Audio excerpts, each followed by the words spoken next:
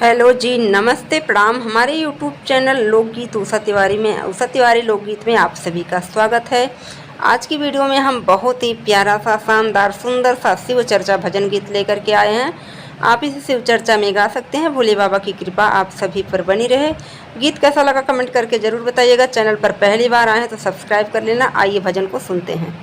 घूमे गलिया की गलिया मोर बौरहवा भोला ना, घूमे गलिया की गलिया मोर बौरहवा भोला ना, घूमे गलिया की गलिया मोर बौरहवा भोला ना, बौरहवा भोला ना, मोर बौरहवा भोला ना, घूमे गलिया की गलिया मोर बौरहवा भोला ना।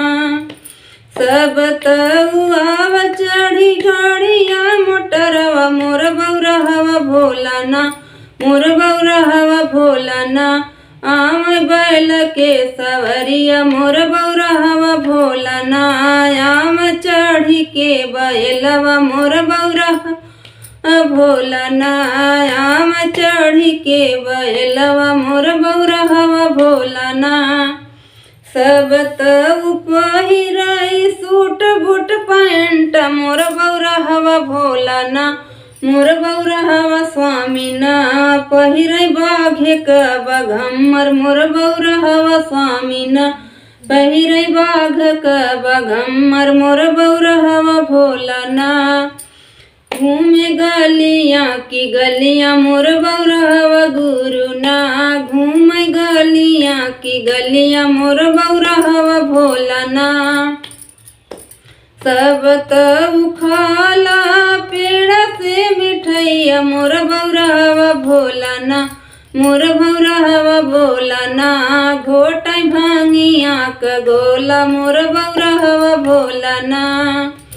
सब तउ खाला यार पूड़ी से मिठैया मोर बौरहवा भोला ना, मोर बौरहवा शिवजी ना, दिन भर चीलम चढ़ावै मोर बौरहवा भोला ना, दिन भर चीलम चढ़ावै मोर बौरहवा भोला ना।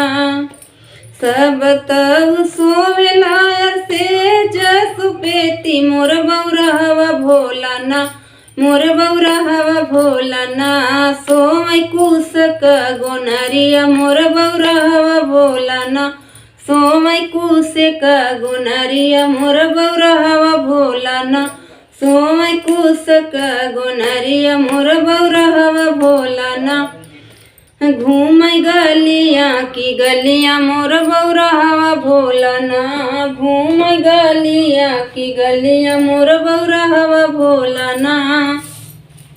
सब तउ रहेला महला दू महला मोर बौरहवा भोला ना, मोर बौरहवा भोला ना, रहै पर्वत पहाड़वा मोर बौरहवा भोला ना, रहै पर्वत के ऊपरिया मोर बौरहवा भोला ना। आशा करत है ये शिव गुरु भजन आप सबके जरूर पसंद आए। शिव गुरु के ये भजन आप सबके पसंद आवत बा, हमरे चैनल के सब्सक्राइब, लाइक, शेयर कई के कमेंट बॉक्स में हर हर महादेव जरूर लिखें। धन्यवाद।